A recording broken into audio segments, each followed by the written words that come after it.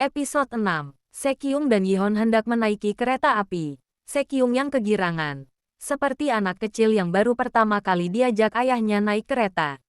Lanjut. Anak muda itu sangat bahagia. Ia serasa bisa melakukan apapun jika sedang bersama Yihon. Melakukan banyak hal yang tak bisa ia lakukan selama hidupnya. Dengan perhatian, Yihon menempelkan plester luka ke kening Sekyung yang berdarah. Sekyung yang bersemangat menawarkan diri untuk mencari makanan di kereta. Setelah anak itu pergi, Yihon melihat ponsel Sekyung yang tertinggal, dan saat ia membukanya, ponsel itu dalam keadaan tidak aktif, dan meletakkannya kembali, lalu ia berdiri untuk menaruh tasnya di bagasi atas tempat duduk, dan pandangannya teralih saat melihat dua mantan anak buahnya juga ada di sana. Yihon berpikir keras, apa yang sebenarnya mereka lakukan? Mungkinkah ucapannya kemarin kepada Dongso tak membuatnya terpengaruh sama sekali?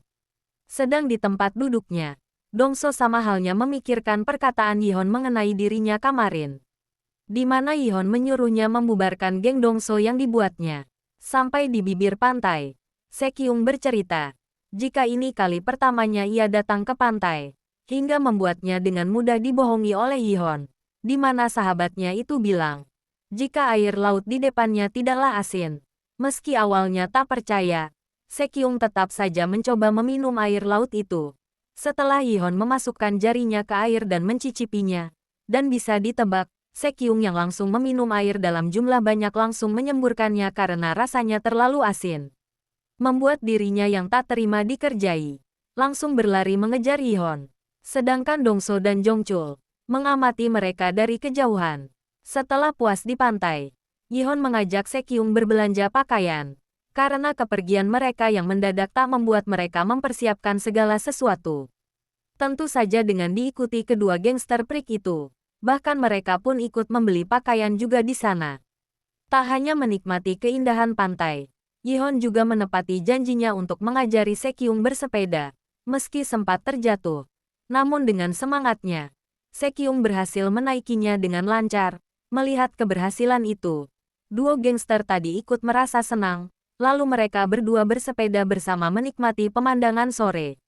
Malam harinya, mereka makan malam bersama di sebuah restoran, sedang Jongchul yang mengamati dari luar, ikut merasa iri, karena tak bisa menikmati liburan seperti dua anak tadi. Hal itu tentu membuat Dongso geregetan dengan rekannya itu. Mereka tak boleh lupa, tujuan mereka ke sana bukanlah untuk berlibur, melainkan untuk mengikuti mereka diam-diam dan menangkap Yihon setelah ada kesempatan. Saat malam semakin larut, Yihon dan Sekyung memutuskan untuk menginap di hotel. Namun, resepsionis tak mengizinkan kedua anak itu, dengan alasan mereka masih di bawah umur dan harus dalam pengawasan orang tua. Tak habis akal, Yihon mengingat sebuah tempat yang bisa ia datangi dan mengajak Sekyung ke sana. Saat sampai di sebuah motel, sang pemilik tak mengizinkan mereka menginap, tapi dengan kekuatannya, Yihon mengaku jika dirinya adalah anggota geng Chilsung, dan ia pun juga mengetahui rahasia pribadi yang diketahui oleh sang pemilik. Meski merasa malu karena aibnya dibicarakan di depannya, mau tak mau ia memberikan kunci kamar kepada Yihon, pertanda jika mereka boleh menginap di tempat itu. Sesaat kemudian Dongso dan Jongchul datang menemui si pemilik motel, yang langsung dikenali oleh orang itu, dan ia pun merajuk, karena Deokpal tak menepati janjinya untuk menjaga rahasia pribadinya. Lalu menanyai kedua gangster di depannya, apakah mereka juga mengetahui rahasianya itu. Yang ternyata, ini baru pertama kalinya mereka mendengar rahasia si pemilik motel, membuat patua itu semakin tantrum. Kembali ke Yihon dan Sekyung yang kini sudah berada di kamarnya, Sekyung penasaran. Dari mana Yihon bisa tahu mengenai banyak hal tentang Kim Deokpal dan si pemilik motel? Yihon hanya menjawab jika dirinya tak sengaja mendengarnya di suatu tempat. 받을 빚이 있다는 건 어떻게 한 거야? 어쩌다 들었다. 아니 그런 이야기를 어쩌다 들을 정도면 너희 가족 중에 그냥 여기서 한동안 일한 게 다다.